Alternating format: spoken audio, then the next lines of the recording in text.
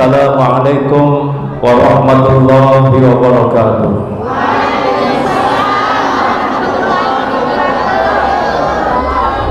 Alhamdulillahilladzi khalaqas samawati wal ardh wa ja'ala adh-dhulumati wan nur. La ilaha illallah qabla kulli ahad. La ilaha illallah ba'da kulli ahad. La ilaha illallah yabqa rabbuna wa yafna kullu ahad. Bismillahi babuna tabaraka hitanuna yasin sakhuna kafha ya ain sad kifayatuna hamim ain sin qaf himayatuna. Segala puji hanya milik Allah Subhanahu wa ta'ala yang menggenggam semua apa yang ada di langit dan di bumi, yang senantiasa mencurahkan nikmat dan karunia-Nya kepada kita semua. Semoga dengan nikmat yang Allah berikan kepada kita menjadi hamba-hamba Allah yang pandai bersyukur. Salawat serta salam kita haturkan kepada junjungan alam Nabi kita Nabi besar Muhammad sallallahu alaihi wasallam yang telah membimbing kita untuk mengenal agama Islam, agama yang diridhai oleh Allah Subhanahu wa ta'ala. Semoga di akhir hayat kita kelak Allah wafatkan kita semua dalam keadaan Islam. Wala tamutunna illa wa antum muslimun. Yang sama-sama kita hormati akhinal kiram Al-Ustadz Lalu Tamirin dan seluruh para asatizat dan seluruh santri santriwati dan semua jamaah yang berkesempatan hadir pada pagi hari menjelang siang ini. Semoga Allah Subhanahu wa ta'ala meridai kita semua, memberkahi pertemuan kita dan mengampuni dosa-dosa kita. Qala ta'ala fi kitabihil karim, bismillahirrahmanirrahim, wa ma kana li nafsin an tamuta illa bi iznillahi kitaban muajjalan. Wa may yurid sawabad dunya nu'tihi minha wa may yurid sawabal akhirati nu'tihi minha wa sanajzi syakirin. Wa qala aidan kullu nafsin dha'iqatul maut wa innama tuwaffawna ujurakum yawmal qiyamah faman zuhziha 'anil nari wa udkhilal jannata faqad faz wa mal hayatud dunya illa mata'ul ghurur. Wa qala an-nabiy sallallahu alaihi wasallam man ahabbani kana ma'i fil jannah. Wa qala aidan man salaka tariqan yaltamisu fihi 'ilman sahhalallahu lahu tariqan ilal jannah. Atau kama qala an-nabiy sallallahu alaihi wasallam.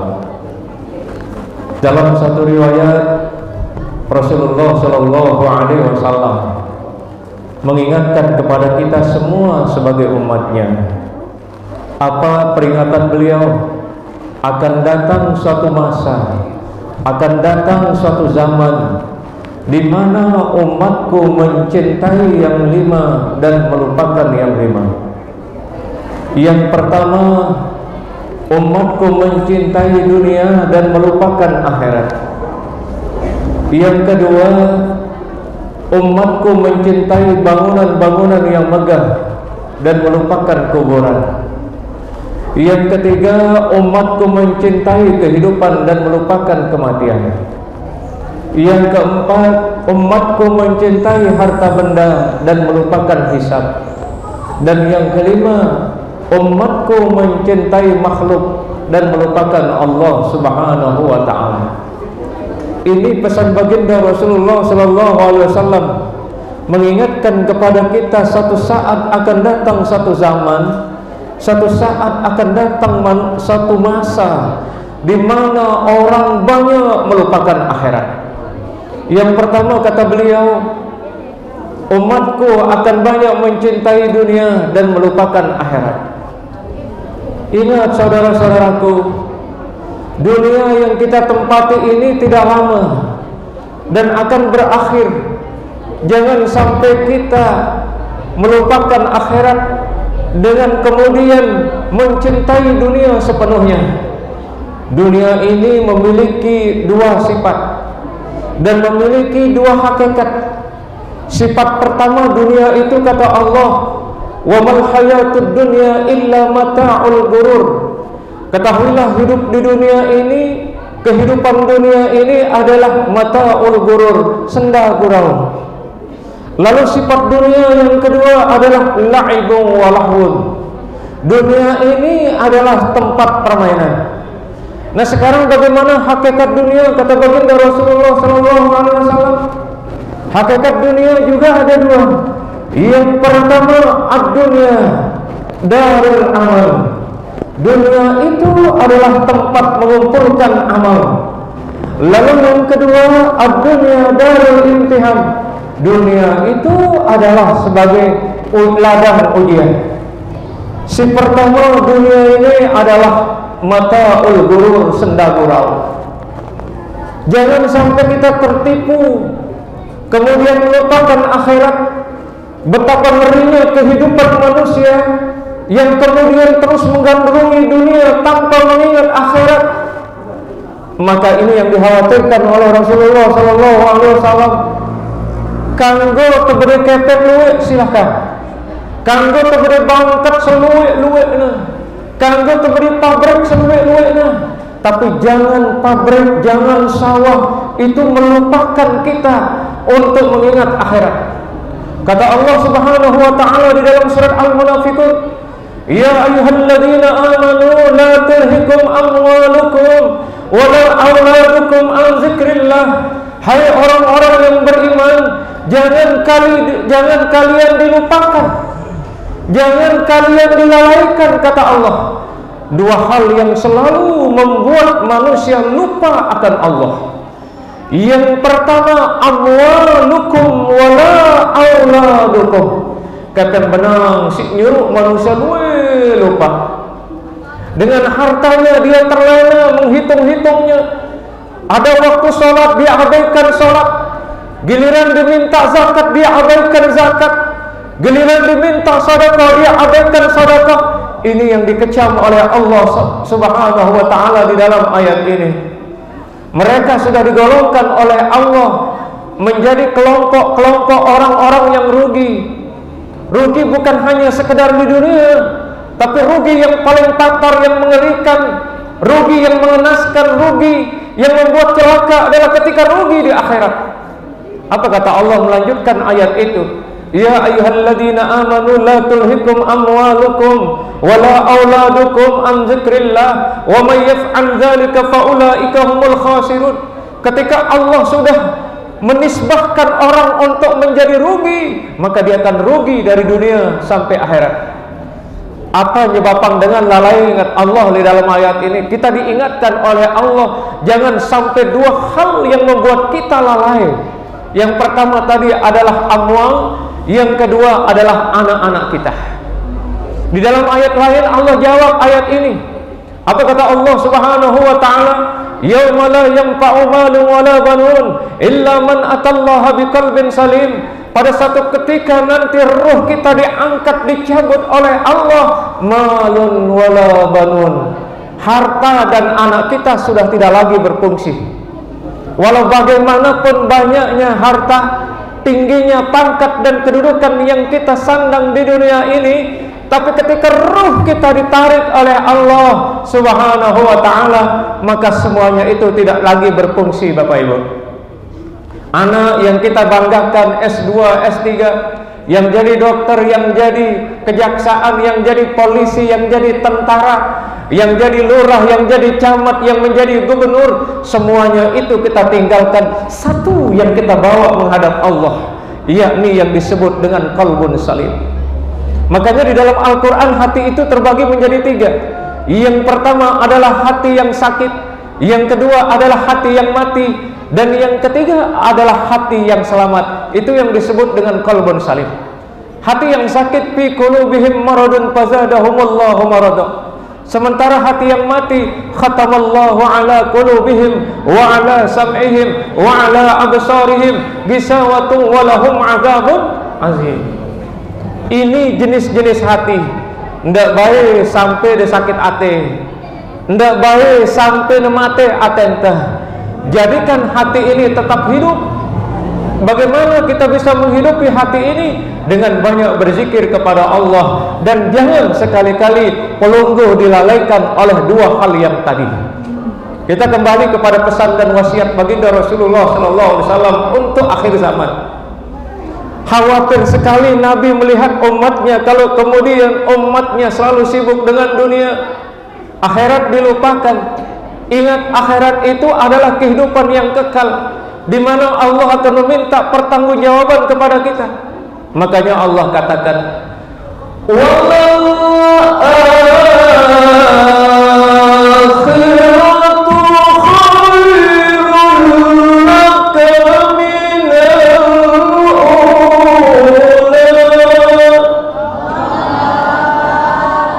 ini yang perlu buru akhirat, Bapak Ibu.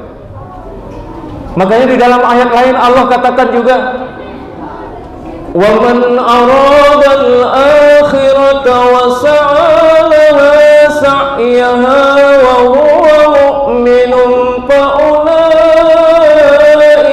كَانَ سَعْيُهُمْ مَشْكُورًا. Siapa yang ingin memburu akhirat, kata Allah, وَمَنْ أَرَادَ الْآخِرَةَ وَسَعَى لَهَا, dia dengan berusaha untuk memburu akhirat itu dalam posisi mereka beriman kepada Allah Subhanahu wa ta'ala, maka Allah akan memberikan akhirat itu. Allah akan jamin akhirat itu bagi orang yang betul-betul menginginkan akhirat. Maka kita di dunia ini, Bapak Ibu, hiduplah di dunia ini tanpa harus menghilangkan kehidupan akhirat. Silakan Bapak Ibu berusaha sekuat tenaga, silahkan mencari harta, silahkan punya rumah mewah, tapi jangan sekali-kali melupakan akhirat.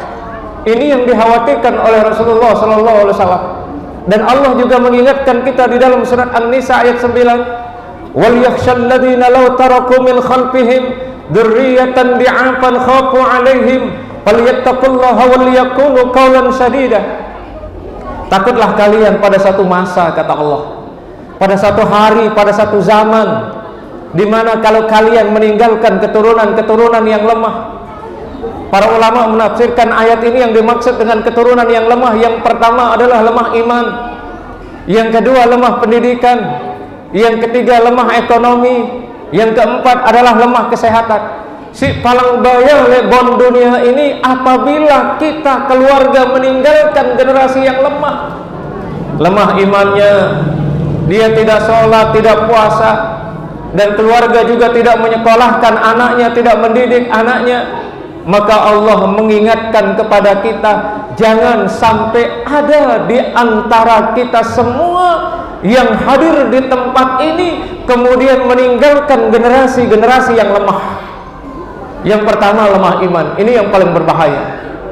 Kalau iman seseorang lemah, maka segala tindakan anarkisme itu terjadi, tindakan kejahatan akan selalu terjadi.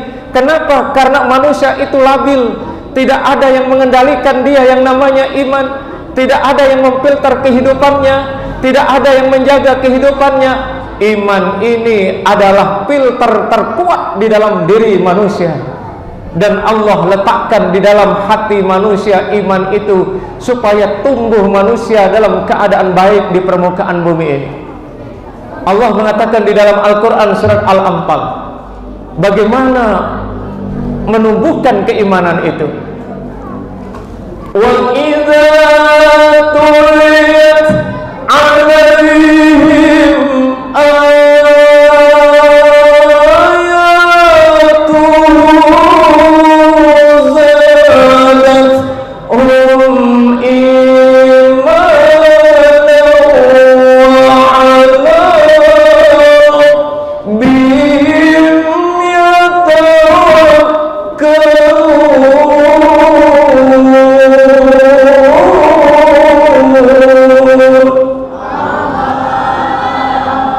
di dalam ayat ini, orang yang senantiasa membaca ayat-ayat Allah, senantiasa membaca ayat-ayat Al-Quran, maka Allah jamin orang-orang yang membaca Al-Quran itu akan ditambahkan keimanan oleh Allah Subhanahu wa ta'ala. Maka untuk melawan kondisi zaman yang luar biasa tantangannya saat sekarang ini, kita dihadapkan dengan teknologi yang canggih. Di dalamnya segala kejahatan dan kebaikan ada, positif negatif senantiasa ada di dalam HP. Mau buka apa saja di HP kelihatan, mau melihat orang di Amerika kelihatan, mau menyaksikan orang di Jepang kelihatan. Segala bentuk angkara murka ada di dalam HP. Tinggal kita manusia bagaimana mengendalikan HP itu. Jangan dengan HP kita terjerumus. Ini tantangan yang besar. Hanya yang mampu untuk bisa mengendalikan HP supaya kita selamat dari peperangan-peperangan yang ada di HP, godaan-godaan yang ada di HP, tantangan-tantangan yang ada di HP. Hanya dengan menguatkan iman kita, kita akan bisa menghadapi teknologi yang canggih ini. Di dalam rumah buka HP, ada kejadian di Jakarta pembunuhan. Di sawah kita buka HP, ada kejadian peperangan di sana, di luar negeri. Semua yang terjadi di alam dunia ini sekarang transparan. Kita saksikan dimanapun kita buka, kita saksikan belahan dunia ini. Maka dunia hari ini tidak punya daun jendela. Dunia hari ini tidak punya daun pintu, terbuka lebar dan kita bisa menyaksikan apa saja. Maka oleh sebab itu, jangan sampai kita terjebak dengan dunia yang menggiurkan, yang meluluhlantahkan kehidupan kita. Ingat akhirat dan pertahankan keimanan kita. Lalu yang kedua, kata Rasulullah sallallahu alaihi wasallam, akan datang satu masa di mana umatku mencintai uang dan melupakan hisab. Boleh semua kita pasti cinta uang, betul Bu? Cinta uang, cinta rupiah, cinta dolar, cinta duit. Semua kita punya, semua kita cinta duit. Tetapi jangan duit itu mengaburkan hati kita. Jangan duit itu mengaburkan mata kita untuk mengingat hari hisab. Silahkan punya uang banyak, bersedekahlah. Silahkan punya uang banyak, berzakatlah. Tapi yang diingatkan kita oleh Rasulullah SAW, banyak orang yang melulu mencintai uang tapi melupakan hisab. Apa itu hisab? Melupakan hari perhitungan, hari pembalasan. Itu jangan sampai dilupakan. Silakan hitung-hitung uang, tapi jangan lupakan hisab. Karena nanti di akhirat itu semua apa yang kita lakukan di dunia ini akan diminta pertanggungjawaban. Makanya Allah ingatkan kepada kita semua, in ahsantum ahsantum li anfusikum wa in asatum falaha. Kebaikan yang kalian lakukan akan kembali kepada diri kalian, dan keburukan yang kalian lakukan akan kembali kepada diri kalian. Bagus tegawe, bagus tedahit, lengi tegawe, lengi tedahit. Ini yang kita diingatkan oleh Allah. Maka jangan sekali-kali dengan uang itu membutakan hati kita untuk merenungi tentang hisab dan perjalanan kita di padang mahsyar nanti. Kala itu Allah akan menggantungkan kitab catatan kita. Apa kata Allah di dalam surat Al-Isra? Wa kullu insanin alzamnahu ta'irahu fi 'unuqihi wa nukhriju lahu yawmal qiyamati kitaban yalqahu mansura. Iqra' kitabaka kafa bi nafsika al-yawma 'alayka hasiba. Man ihtada fa innama yahtadi li nafsi wa man dhalla fa innama yadillu 'alayha wa la taziru waziratun wizra ukhra wa ma kunna mu'adzibin hatta nab'asa rasulah. Dalam ayat ini Allah menginformasikan tentang keadaan kita ketika dikumpulkan di padang mahsyar. Semua yang namanya manusia itu dikalungkan kitab oleh Allah di leher mereka. Kitab apa yang dikalungkan oleh Allah di leher mereka? Kitab perjalanan hidup kita di dunia, rekam jejak perbuatan kita di dunia, ditulis oleh malaikat rakib dan atid. Lalu kemudian ketika hari berbangkit tiba, semua manusia itu, kitab-kitab itu diletakkan di leher kita. Kemudian Allah perintahkan setiap manusia yang telah digantungkan kitabnya disuruh membacanya oleh Allah. Ndek nara item baca tulisan batur, ndek nara item baca pegawaian batur. Makanya dari ayat ini jangan sibuk membaca kekurangan orang lain, tapi sibuklah membaca kekurangan diri kita sendiri. Karena nanti di akhirat itu semua rekam jejak perjalanan kehidupan kita di dunia ini bakal kita saksikan diri sendiri. Kita akan saksikan semuanya ditulis, dan disitulah kita akan menyaksikan dari waktu ke waktu tentang perjalanan kehidupan yang kita torehkan di atas permukaan bumi ini. Yang baik sudah ada di dalam kitab itu, yang buruk pun sudah ada di dalam kitab itu. Maka apakah kita hidup di dunia ini? Karena kita tidak tahu sampai kapan kita masih hidup di dunia ini. Bukankah banyak saudara-saudara kita yang telah mendahului kita? Dulu tuan guru kita merintis pondok pesantren ini dengan kegigihan, kesabaran, keikhlasan. Mereka duluan diambil oleh Allah, itu menjadi pelajaran bagi kita. Para ulama-ulama telah diwafatkan. Mautul alim, mautul alam. Matinya ulama menandakan matinya alam ini. Maka Nabi mengingatkan ada 4 pilar dunia. Yang pertama ilmunya para ulama, yang kedua kedermawanan orang-orang kaya, yang ketiga adalah keadilan para pemimpin, dan yang keempat adalah doanya orang-orang miskin. Kita punya ulama di tempat ini yang telah mewariskan ilmu dan pengetahuan, sehingga sampai hari ini madrasah ini berkembang dengan majunya. Itu karena ulama. Kalau tidak ada ulama, maka alam ini mati. Dan salah satu tanda dicabutnya ilmu dari permukaan bumi ini oleh Allah, maka dia akan mewafatkan ulama satu persatu, yang pada akhirnya nanti orang-orang jahil yang akan memimpin dunia ini, yang kemudian ambruklah dunia ini di tangan orang-orang jahil dan orang-orang zalim. Itu ulama. Kita memiliki ulama di tempat ini yang telah memberikan pengajaran, yang telah memberikan pendidikan. Dan ulama-ulama yang ada di permukaan bumi ini adalah sebagai pewaris para nabi. Al-ulama warasatul anbiya. Ulama adalah pewaris para nabi, dan ulama ini menjadi lim perkatnya dunia ini, limnya dunia ini.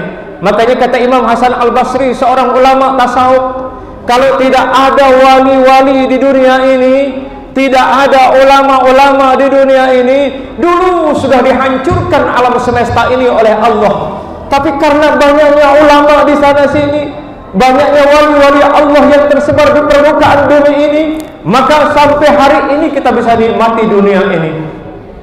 Salah satu tanda dunia ini akan mati, dunia ini akan binasa, manakala para pemuka agama sudah banyak diwafatkan oleh Allah Subhanahu wa ta'ala. Lalu yang kedua yang menjadi pilar dunia ini akan menjadi kokoh dan menjadi tegak apabila para pemimpin berbuat adil, meletakkan suatu pada tempatnya.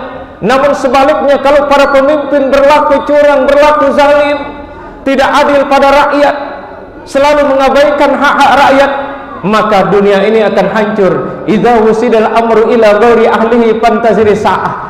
Manakala satu kepemimpinan itu dipegang bukan ahlinya, tunggu kehancuran. Yang ketiga adalah dunia ini akan tegak manakala ada orang-orang kaya. Bukan hanya sekedar kaya, tetapi kekayaannya mampu untuk membangun masjid, mampu membangun madrasah. Dengan kekayaannya mampu memberikan fakir miskin dan anak-anak terlantar, mampu mengayomi orang-orang yang tidak mampu. Maka dunia ini akan tegak bila mana orang-orang kaya itu dermawan. Sebaliknya, kalau orang-orang kaya di permukaan bumi ini dia tidak dermawan, dia pelit, dia bakhil, maka tunggulah dunia ini sebentar akan terjadi kehancuran. Yang keempat yang menjadi pilar dunia ini adalah doanya orang-orang miskin. Jangan sekali-kali merendahkan orang miskin, jangan sekali-kali menghinakan orang miskin, jangan sekali-kali meremehkan orang miskin. doa-doa mereka didengar oleh Allah, mampu membuka pintu-pintu langit dan mampu menggetarkan arasnya Allah dengan doanya orang-orang miskin. Maka jagalah orang-orang miskin, santuni mereka, ayomi mereka, karena mereka ini adalah bagian daripada kekuatan bumi ini. Kalau 4 orang ini sudah tidak ada, ulama sudah pada wafat, orang-orang yang memimpin yang penuh dengan keadilannya juga sudah wafat, kemudian orang-orang kaya yang dermawan wafat, orang-orang miskin yang didengar doanya oleh Allah wafat, doanya mereka diijabah oleh Allah sudah wafat, maka hati-hati, terjadi musibah besar akan menimpa dunia ini. Gempa di mana-mana, keributan di mana-mana, anarkis terjadi di mana-mana, perampokan, pembegalan di mana-mana.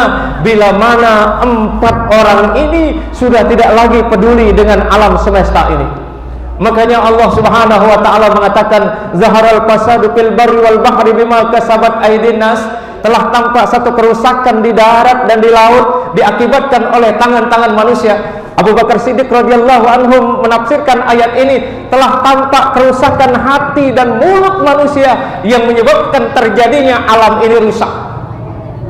Kata beliau, menguasai aten manusia, maka di dalam hati mereka penuh dengan kesombongan, penuh dengan ketakaburan, penuh dengan kedengkian, penuh dengan sifat-sifat yang buruk. Maka kalau sifat-sifat buruk itu dimunculkan di dalam kehidupan sehari-hari, maka bumi akan bergetar, bergoyang, tsunami akan datang, lindur di mana-mana, angin puting beliung menyambar kehidupan manusia. Kumbena karena seda aten manusia.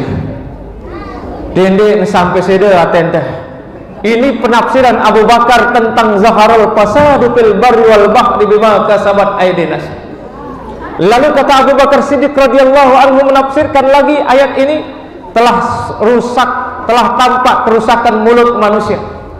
Lamun seda ucapan manusia di mimbar-mimbar masjid, ada orang yang memprovokasi jamaah. Di mimbar-mimbar masjid ada orang yang saling menjelekkan. Di majelis-majelis taklim umpamanya ada orang yang saling menjelekkan, mengajarkan orang kedengkian kepada orang lain, mengajarkan orang dengki kepada orang lain, mengajarkan dendam kepada orang lain. Maka akan terjadi besar di muka bumi ini, Bapak Ibu. Lamun waseda ucapan manusia milu seda alam ini. Ngendeng langit ini agak neblek, ngendeng laut ini agak netai aina ngancuran manusia, ngendeng gunung ini agak ngempok, ngendeng angin ini agak kusuk manusia. Lamun waseda aten manusia, seda ucapan manusia, maka di mana-mana musibah akan terjadi.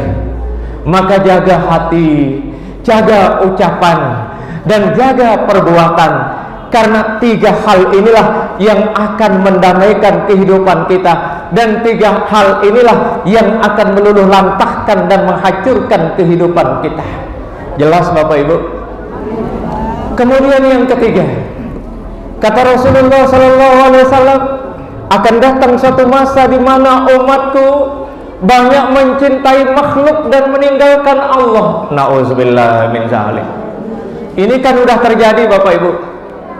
Saking cintanya oleh manusia, ngagungan manusia, apapun yang disuruh oleh manusia, kamu bunuh itu orang, dia mau membunuhnya. Kamu hilangkan nyawa orang, dia mau menghilangkan nyawa orang. Kamu bakar rumahnya si fulan, dia mau bakar. Inna lillahi wa inna ilaihi raji'un. Jangan sampai kita mencintai makhluk dan melupakan Allah. Sewajarnya kita saling mencintai, jangan berlebihan. Memang kita wajib saling menghormati, tapi jangan berlebihan. Jangan sampai kecintaan kita sampai kepada orang membuat hati kita buta, yang kemudian melupakan Allah. Allah adalah segala-galanya di dalam kehidupan kita. Jangan sampai Allah dinomorduakan. Ini yang terjadi di akhir zaman yang dikhawatirkan oleh Rasulullah SAW.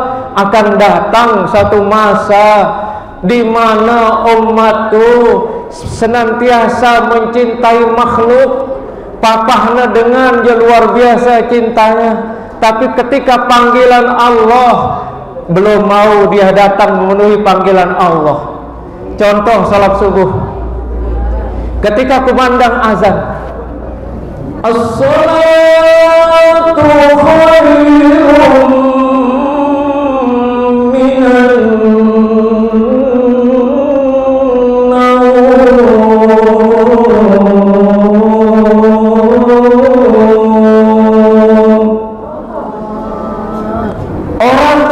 menjawab.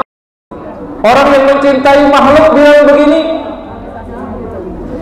lebih baik tidur daripada salat.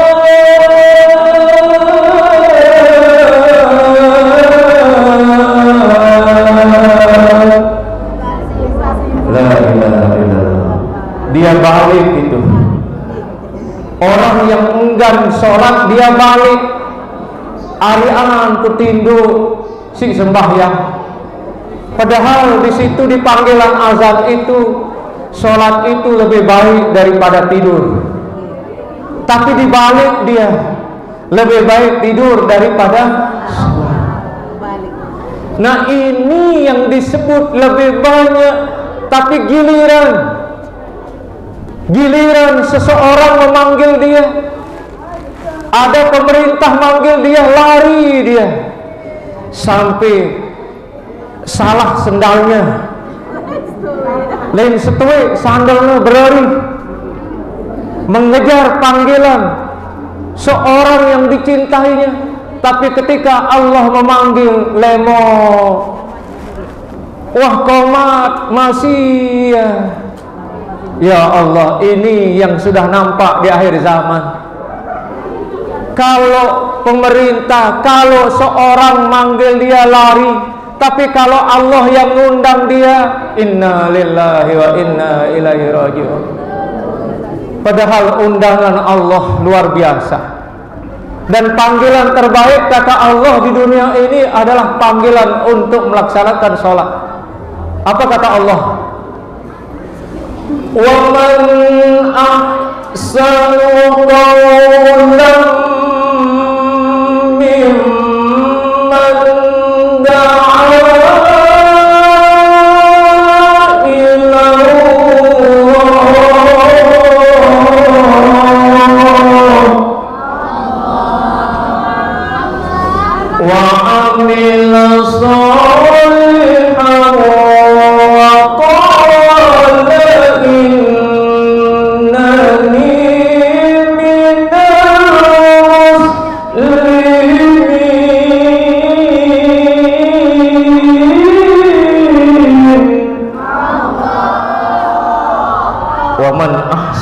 qaulan mimman da'a ilallah.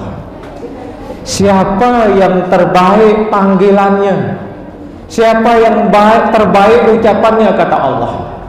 Ulama menafsirkan ayat ini, mereka yang menyeru ke jalan Allah. Jangan sampai terbalik. Papah panggilan manusia aja meloncat kita, lagu panggilan Allah aja berkelumbur kedeng kita, besimbut, kerisa simbut, terus merekut marmut. Inna lillahi wa inna ilaihi raji'un. Fenomena ini sudah terjadi.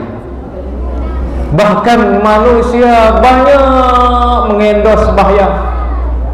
Waktu asar wah gue ya tahu nyerepek-repek sembahyang. Waktu maghrib gena gue ya tahu nyerepek-nyerepek. Tapi giliran rudak di lapangan, dek man datang tukang rudak nuh cecongok di lapangan. Dek man datang penyanyi dangdut, penyanyi rock, penyanyi India. Wah duluan datang si penyanyina. Lamun salat Jumat, wah tae khotib le mimbar, beru nencong-nencong datang. Ini panggilan Allah yang akan menyelamatkan kita. Tapi giliran dangdut, giliran ciloka, giliran lagu-lagu, sejam sebelum mulai konser, kita sudah siap-siap dengan baju yang bagus, celana jazz, celana lepis, baju-baju yang keren, tapi giliran dipanggil oleh Allah pakai baju seadanya, sarung seadanya. Begitu sujud kelihatan batu akiknya dari belakang. Tapi giliran pergi nonton konser, bajunya yang masih bermerek, sarungnya pakai juara dunia. Giliran pergi sholat pakai ambarot, kerennya udah lilur berpir. Begitu sami Allahu liman hamidah, kainnya juga ikut ke atas sami Allahu liman hamidah. Ini bakhil. Ini sungguh, ini yang disebut oleh Nabi di akhir zaman akan terjadi. Banyak mencintai makhluk, mencintai manusia, tapi melupakan Allah. Ketika undangan kopiahnya bagus, pecinya mengkilat, tapi giliran salat sudah kentongan jamuran itu pecinya. Pak, kenapa merah? Oh, ini warnanya warna merah berlian. Dari mana? Padahal seminggu ke depan itu akan tumbuh jamur. Pede sekali menyembah Allah dengan pakaian seadanya. Makanya kenapa harapan-harapan kita tidak dikabulkan oleh Allah? Kenapa keadaan dunia ini seperti ini? Karena kita lalai dengan Allah, karena kita seadanya dengan Allah. Giliran kita pergi arisan pakai baju yang paling bagus, giliran kita pergi sholat berjamaah bau ketek.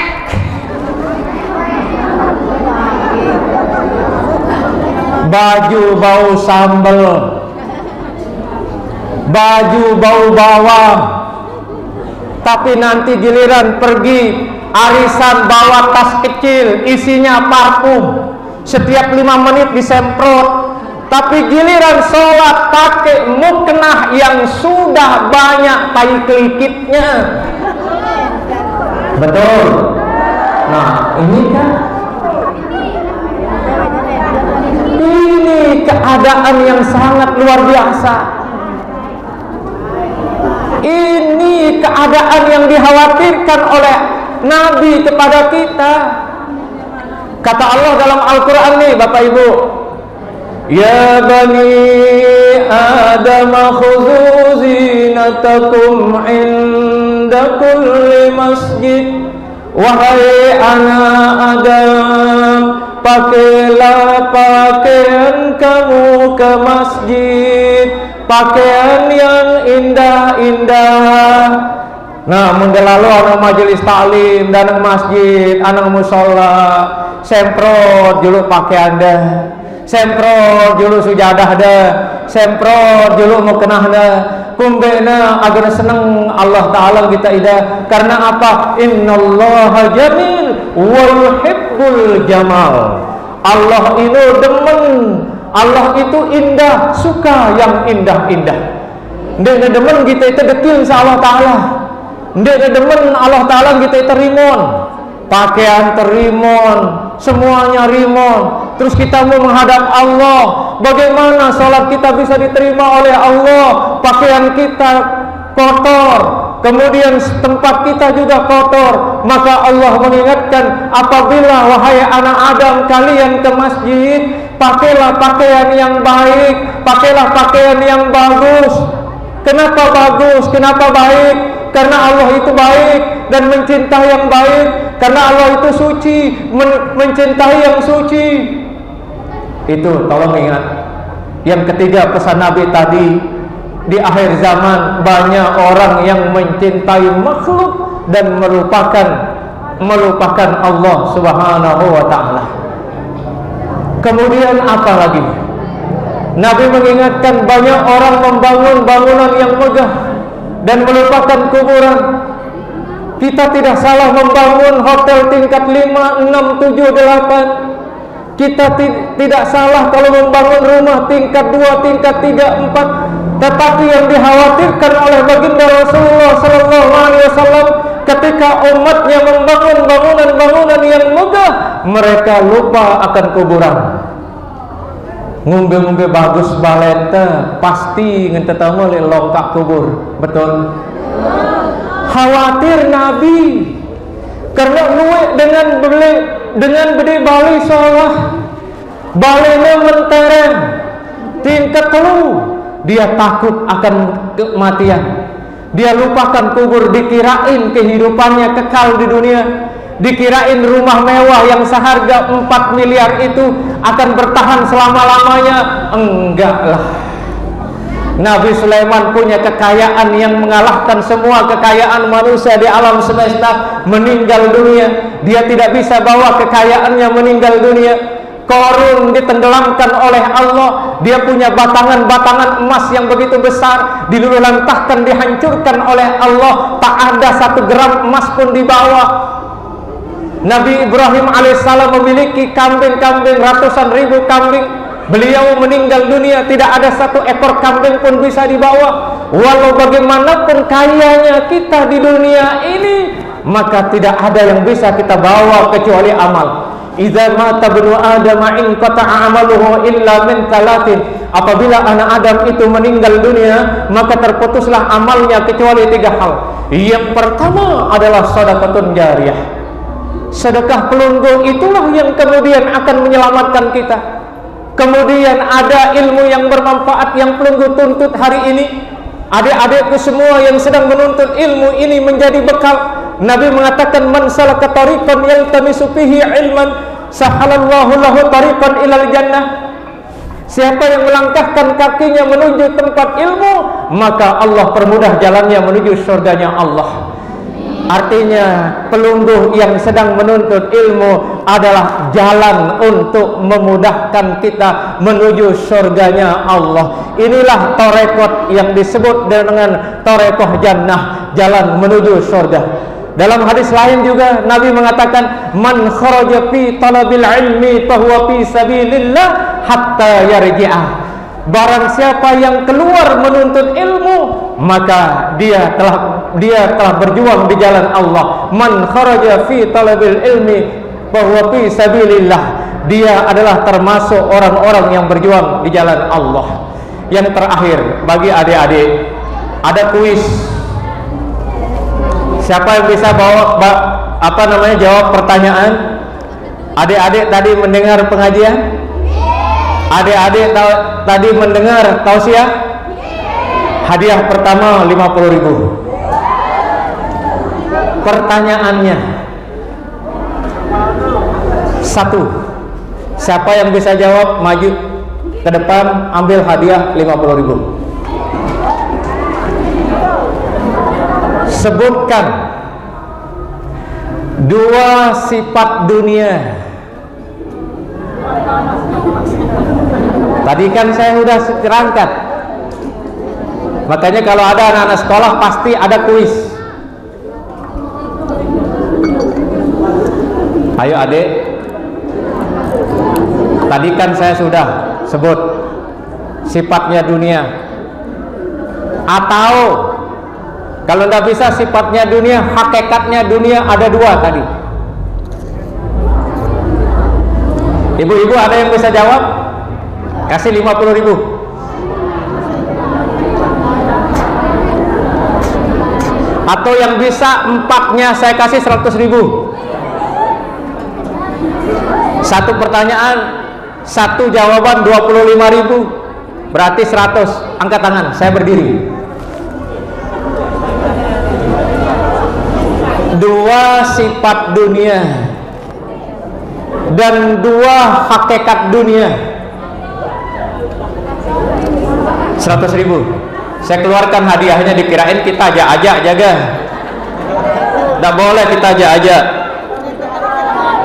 Tuh ada uang tuh. Ayo. Lumayan kan bisa beli pulsa. Ayo cerdas ini. Wih. Berikan aplaus. Hebat. Tuh santri cerdas.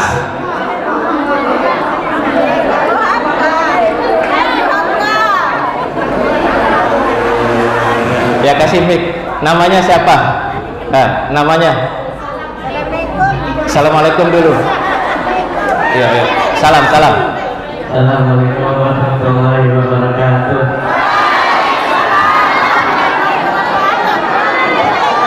Namanya? Nama saya. Nama saya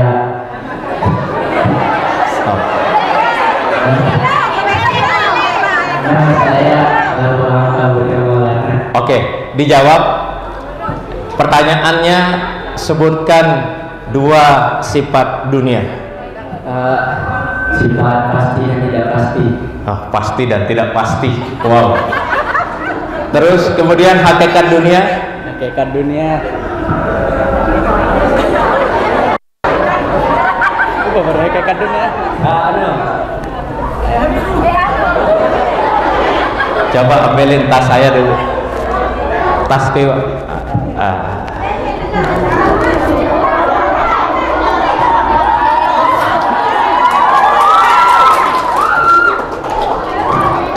Ada yang bisa bantu?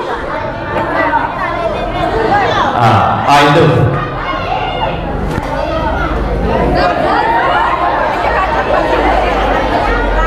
Berikan aplaus dulu. Katanya tadi sifat dunia pasti dan tidak pasti. Wow, keren.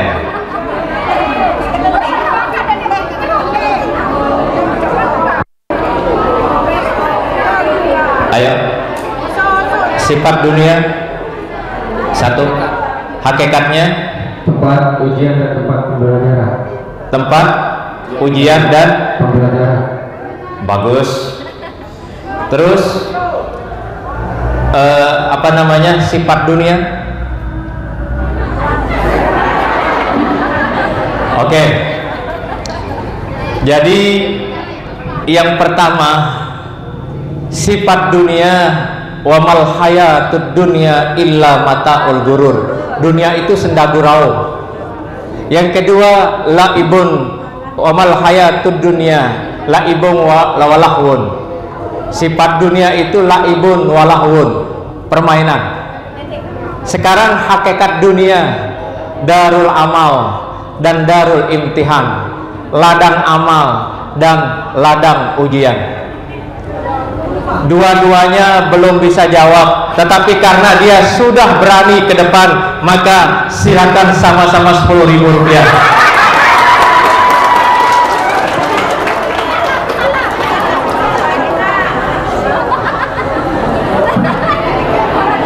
Terakhir, udah ada waktu zuhur.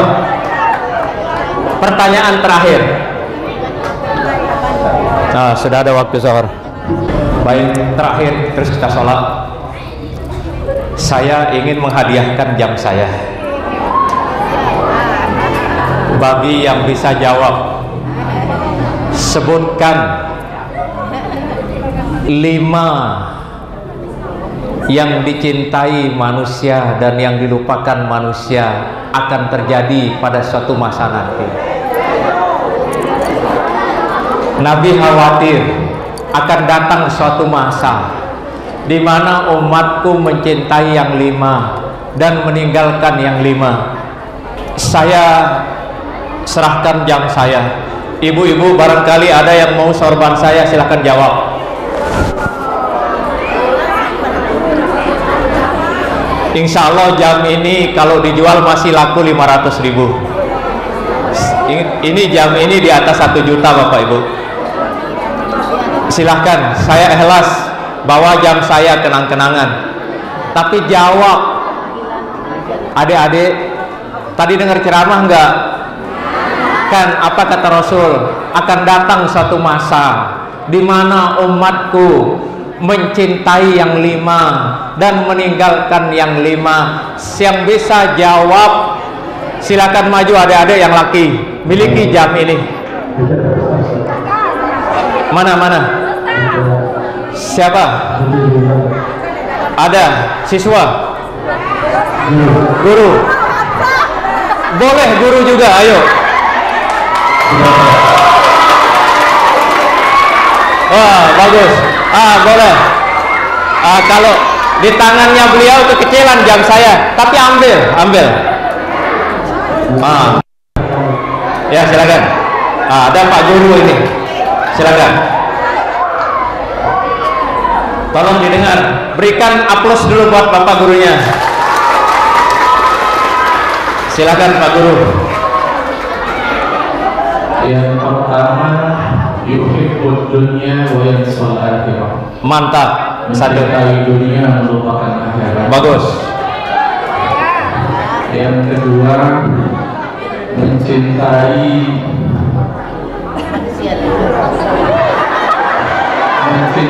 bangunan-bangunan yang megah, melupakan kubur. Bagus. Yang ketiga, mencintai makhluk, melupakan khalik. Bagus. Yang keempat, mencintai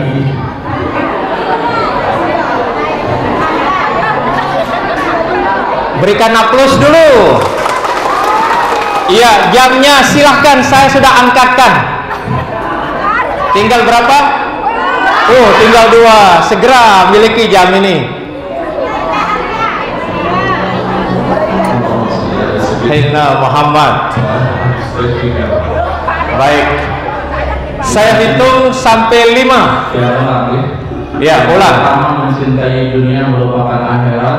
Yang kedua, mencintai bangunan melupakan kubur. Yang ketiga, mencintai harta benda melupakan hisab. Mantap. Yang keempat,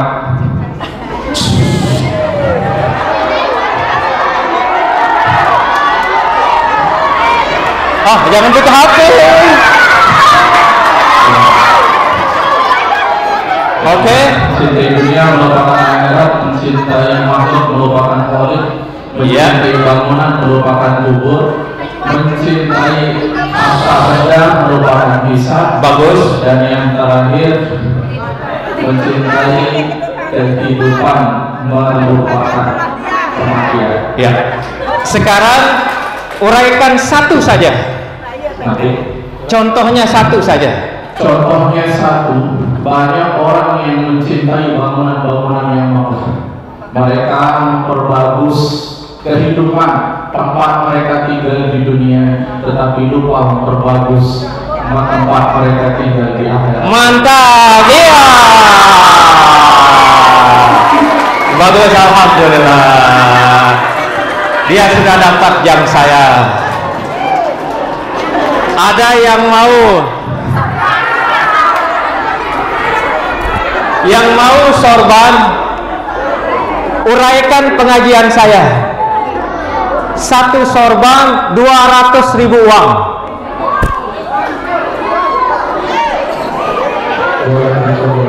Iya, menguraikan pengajian saya dari mulai mukodimah. Mukodimah saya pertama tadi apa? Silahkan itu diulangi. Ini sudah saya siapkan uang 200.000. Ini yang mau. Silakan. Kita sematkan dulu. Kalau dia tidak dapat, minimal dia sudah merasakan sorban ini.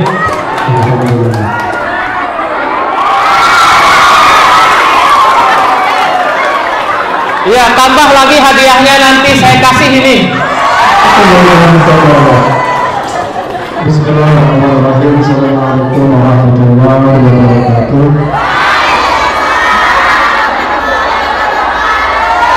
Terima kasih dalam mukamak yang menghormati kesimpulan dari penyampaian beliau dari mukadimah. Beliau menyampaikan bahwa masalah tariqan wa musubihi ila jannah itu adalah salah satu kemudahan bagaimana besar kasih sayang Allah Subhanahu wa taala yang kita disampaikan oleh Rasulullah bahwa umat Nabi Muhammad yang berjalan menuntut ilmu maka besok sahabat-sahabat diberikan kewajiban. Kita semua yang sering mengaji itu akan dimudahkan jalan menuju surga. Itu mukadimah sedikit mukadimah yang disampaikan oleh Abu Muhammad. Oke, jadi begini. Cukup, tidak usah diuraikan. bacaan muqaddimah saya tadi ketika membukanya apa yang saya pakai buka? Masya Allah, lupa saya.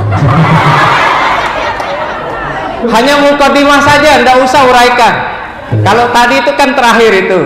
Jadi begini, tadi waktu setelah saya assalamualaikum warahmatullahi wabarakatuh, bla bla bla bla bla. Karena jujur tadi sempat menerima, tapi karena bahasa Arab semua atau karena beliau menampilkan ayat suci, beliau membacakan hadis, sehingga saya tidak hafal. Oke. Karena beliau telah berani ke depan, maka saya kasih jeruk.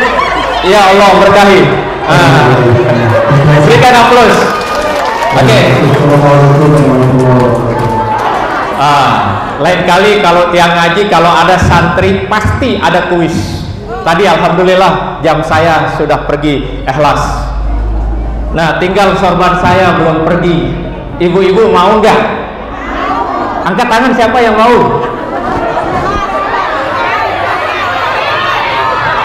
Oke. Kalau mau sebutkan 2 dalil yang saya sebut tadi. Ayat Al-Quran yang disebut tadi waktu saya ngaji. Pendengar menurung mau mendengar aja. Oke, kita tutup karena waktu zuhur.